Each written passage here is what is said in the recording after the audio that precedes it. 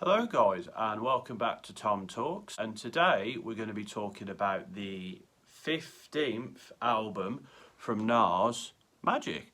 So Nas, you should know who Nas is by now. He made this album over here, Illmatic, probably my favourite album ever, an absolute classic of hip hop. He's also made other iconic albums like It Was Written, Stillmatic, and most recently he's returned to a bit of form, collaborating with Hit Boy on King's Disease 1 and 2. And this album here is another collaboration with Hit Boy, but it feels like a interlude between King's Disease 2 and King's Disease 3, which Nas even states on the track Ugly.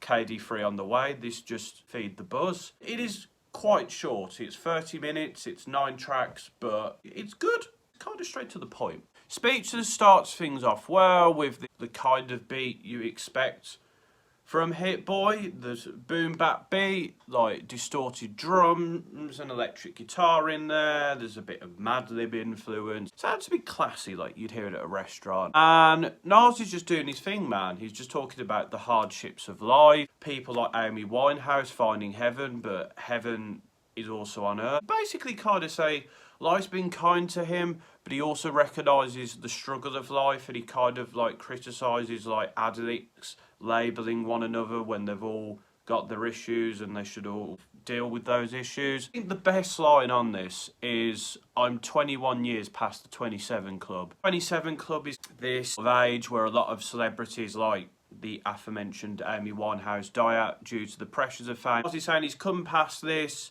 he's doing all right for himself, but he recognises how hard life is. I think it's a good start to this project. Joe Black is another solid one. It's got this bouncy boom bap beat.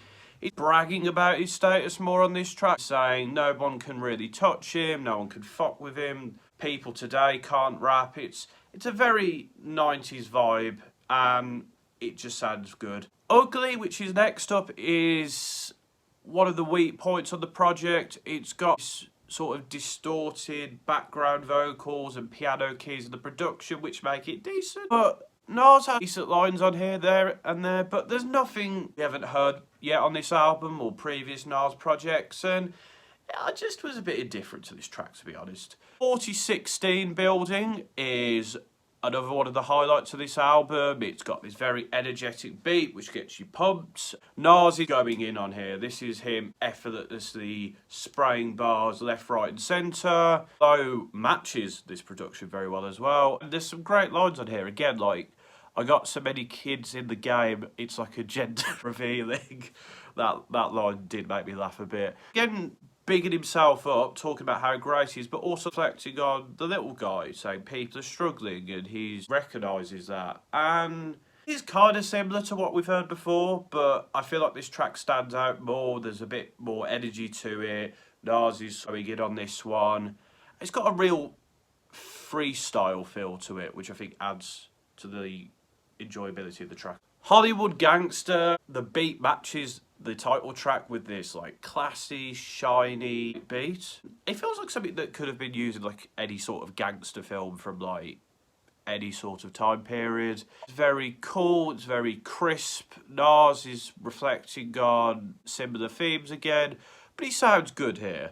And while not one of the best tracks on the album, it's pretty good. Food for the Children is an interesting one. The beat is a lot more relaxed. It sounds like the kind of things you'd hear in like 90s, 30s commercials, which was interesting. Going for this like old school vibe. Nas's delivery is a lot more chilled, and it sort of matches what the beat is going for. Reflecting on people wanted him to go back to that original sound, that Illmatic sound, but saying like people shouldn't tell him to live his life, he will do things how he wants to, which is fair enough. And to be honest, he's still making good music now, so you know.